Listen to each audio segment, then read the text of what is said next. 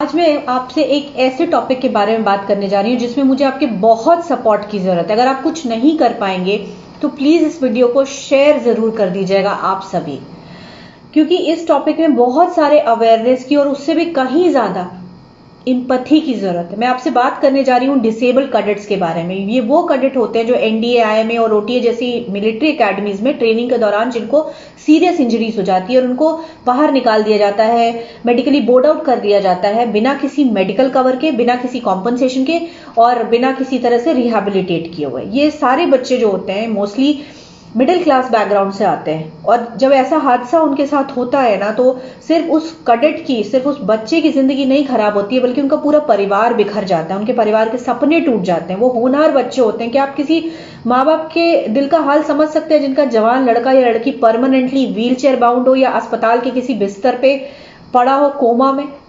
Can you imagine उस माँ बाप की हालत क्या होती होगी, उस परिवार की हालत क्या होती होगी। और ये अपनी लोन बैटल लड़ रहे हैं। ऐसे जो डिसेबल कैडेट्स के जो परिवार हैं और ये डिसेबल कैडेट है, ये 1985 से 2020 हो गया आज तक अपने हक की लड़ाई लड़ रहे हैं। बट और बहुत ही सिंपल नॉमिनल डिमांड्स है इनकी। जैसे ये कहते हैं कि हमें एक्स सर्विसमैन का दर्जा मिलना चाहिए, हमें कॉम्पनसेशन मिलना चाहिए, हमें मेडिकल कवर मिलना चाहिए, मिलिट्री अस्पतालों में हमारे फ्री का जो इलाज है वो ऑथोराइज होना चाहिए। बट कब इनकी मांग पूरी नहीं होती है। इंडियन आर्म्ड फोर्सेस को हम सभी गट्स, ग्लोरी एंड ग्लैमर के लिए जानते हैं। जो लोग वीर गति को प्राप्त करते हैं उनके बारे में भी काफी अवेयरनेस है और हम काफी रिस्पेक्ट भी करते हैं। बट डिसेबल्ड कैडेट्स, अपाहिज जो कैडेट जिनको आप कहेंगे, वो इंडियन आर्म्ड फोर्सेस का एक ऐसा चेहरा है जिसको देश ने, समाज ने और सेना ने बिल्कुल डिस्कार्ड कर दिया है, इग्नोर कर दिया है। उन्हीं की कहानी मैं आपको बताने वाली हूं और उसको सुन के भी ना अगर आपके दिल में तकलीफ नहीं होती है ना, तो आप समझ लीजिएगा कि आपके पास दिल ही नहीं है। बताती हूं मैं कुछ ऐसे कैडेट्स के बारे में आपको। Chetan Chaudhary, son of a soldier, he joined OTA in 2015, academically brilliant child. Chetan Chaudhary बचपन से थ्रू आउट 90% और उनका एक ही सपना था कि वो अपने फादर से भी अच्छे सोल्जर बने। उन्होंने इंडियन आर्मी में भी टीएस एंट्री के थ्रू दाखिला लिया। अब टीएस एंट्री इंडियन आर्मी की one of the toughest entries में से एक होती है। उसका जो कट ऑफ ही होता है वो पीसीएम में, फिजिक्स केमिस्ट्री मैथ्स में 80 to 90% होता है और हजारों बच्चों में से सिर्फ 90 बच्चे चूज किए जाते हैं टीएस एंट्री के लिए इंडियन आर्मी में। मतलब कि ये वो बच्चे होते हैं जो अगर सिविल में इंजीनियरिंग ऑप्ट करें, पीसीएम के ये बच्चे, तो इनको आईआईटीज खड़गपुर और कानपुर जैसे आईआईटीज में बहुत इजीली एडमिशन मिल जाएगा और अपनी मनपसंद के सब्जेक्ट में पढ़ेंगे और कुछ सालों में करोड़ों डॉलर कमाएंगे। पर क्योंकि ये बच्चे, इनको देश सेवा का जुनून था, इसलिए ये इंडियन आर्मी ऑप्ट करते हैं। चेतन चौधरी भी इनमें से एक थे और एक बॉक्सिंग टूर्नामेंट के दौरान इनका ब्रेन डिसलोकेट हो गया, क्वाड्रिप्लेजिक हो गए, इनके चारों लिम्स ने काम करना बंद कर दिया। 2020 हो गया, आज 5 साल हो गए और आज की डेट में उनकी जो सबसे बड़ी उपलब्धि है वो ये है, अगर वो अपनी उंगलियां थोड़ी सी हिला लें और थोड़ा सा चल पाए तो। Kartik Sharma, topper of a Sainik school and he was selected for NDA in his first attempt in 2015। बहुत ही रिगरस फिजिकल ट्रेनिंग के दौरान एक स्पाइन इंजरी हो गई इनको। इन्होंने he lost control over bowels and bladder में कोई कंट्रोल नहीं रह गया, zero power hands and limbs में। He was on ventilator for a long time. इनके फादर पता नहीं कि कहां भटके, किस अस्पताल में, कैसे कैसे उन्होंने 2-2 साल तक सब अपनी जॉब छोड़ के इनके साथ रहे हैं। वो परमानेंटली व्हील चेयर बाउंड है और आज की डेट में he requires 3 people to look after him. Anunya Chaturvedi, NCC cadet, she joined OTA in 2009. 2010 she got injured. Long hospitalization, 3 surgeries of a neck. जो फिजिकल एंड मेंटल ट्रॉमा इस लड़की ने झेला और इसके परिवार ने, उसको शब्दों में नहीं बयान कर सकते हैं। But I still say that she is one of the lucky few, actually one of the rare जो लकीज हैं, क्योंकि शी हैज एन एम्प्लॉयमेंट, वो काम कर सकती हैं आज की डेट में। शी टीचेज इन नवोदय विद्यालय जोधपुर। शुभम गुप्ता, 2014 में when he joined NDA, he was only 19 years old and he has this dream of becoming a first grade officer and serve in Indian Army.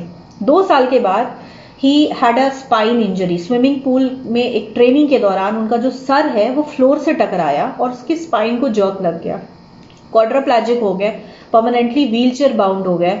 इनकी भी एक बहुत ही अनफॉर्चुनेट, बहुत ही सैड स्टोरी है। इनका जो मंथली खर्चा है 40,000 रुपीज है, जो कि वो खुद, उनकी फैमिली उठाती है शुभम गुप्ता की। और ये सिर्फ 4 नाम नहीं है, ऐसे 1985 का डेटा उठाएंगे ना, 1985 से 2020 तक का, तो ऐसे 400 डिसेबल्ड कैडेट्स आपको मिलेंगे, ऐसे 400 फैमिलीज मिलेंगी जो टूट चुकी हैं, जिनको सिस्टम सपोर्ट नहीं करता, देश नहीं सपोर्ट करता। भारत में एक कानून है जो कहता है कि जो भी गवर्नमेंट एम्प्लॉय है या जो सरकार के लिए काम करते हैं, जो सरकारी कर्मचारी हैं, अगर वो मेडिकली अनफिट कर दिए जाते हैं ट्रेनिंग या सर्विस के दौरान, तो भी उनको सारे बेनिफिट्स मिलेंगे, उनको सैलरी मिलेगी, उनको पेंशन मिलेंगे, लाइफ लॉन्ग बेनिफिट मिलेंगे, और उनके स्टैचर के हिसाब से, चाहे वो एक प्यून हो या IAS ऑफिसर हो, उनको रिहैबिलिटेट कराया जाएगा। पर ये रूल जो है ना, वो इंडियन आर्म्ड फोर्सेस के ऑफिसर कैडेट्स पे अप्लाई नहीं होता है। रिक्रूट्स पे भी होता है, जवानों पे भी होता है, बट ऑफिसर कैडेट्स पे नहीं होता। और क्यों नहीं होता है, इसका कोई रीजन नहीं है। इनफैक्ट इन बच्चों को जब थ्रो आउट किया जाता है, इनके किसी तरह का रिहैबिलिटेशन का कोई प्रोग्राम भी नहीं है गवर्नमेंट के पास। क्योंकि आप देखो कि ठीक है, एक फौज में एक्टिव ड्यूटी पे बहुत ही रिगरस प्रोसेस से इन बच्चों को लिया जाता है ना, और आप बस उनको थ्रो आउट कर देते हो। आप एक्टिव ड्यूटी में नहीं रख के अगर दूसरी कई ऐसी जॉब्स होती हैं जिनमें इनको आराम से इनको रिहैबिलिटेट कर सकते हैं, और ये बहुत अच्छा परफॉर्म करेंगे, क्योंकि ये ब्रिलियंट बच्चे हैं जिनको रिगरस प्रोसेस के साथ चुना गया है। जैसे कि एजुकेशन कोर है, कंप्यूटर्स के काम है, या कितने सारे तो सिविलियंस रिक्रूट करती है इंडियन आर्मी। आप वहां पे इन कैडेट्स को रख सकते हो, बट नहीं करते हैं।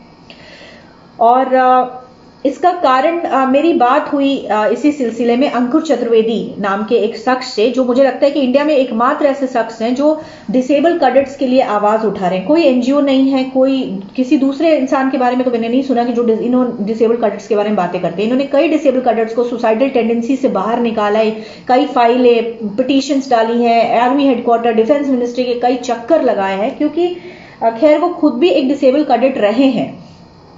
इस वजह से वो उनका दर्द समझते हैं। उन्होंने मुझे बताया कि आर्मी हेडक्वार्टर बहुत कोशिश करती रही है डिसेबल कैडेट्स का हक दिलाने के लिए, और 4th पे कमीशन से कर रही है आर्मी हेडक्वार्टर। फाइलों पे फाइलें निकाली हैं कि भाई डिसेबल कैडेट्स को उनका हक मिलना चाहिए, कॉम्पनसेशन, एक्स सर्विसमैन वगैरह वगैरह।